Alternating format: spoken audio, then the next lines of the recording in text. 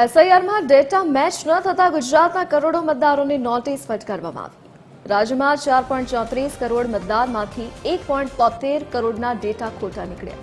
Draft યાદીમાં અંદાજે 40% જેટલા મતદારના ડેટા મિસમેચ જોવા મળ્યા। તાર્કિક ખામી અને ડેટા મેપિંગ ન થતા તંત્રએ નોટિસ ફટકારી।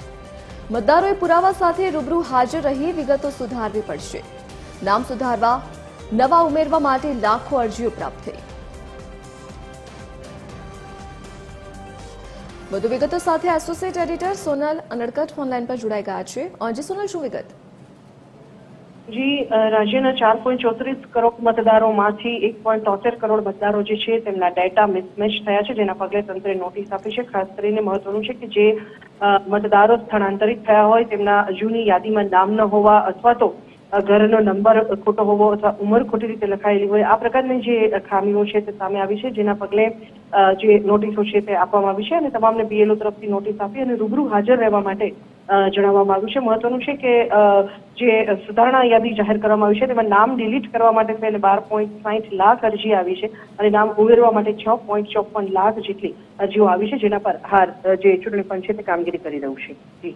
જી સોનલ, વિગત બદલ આપનો આભાર।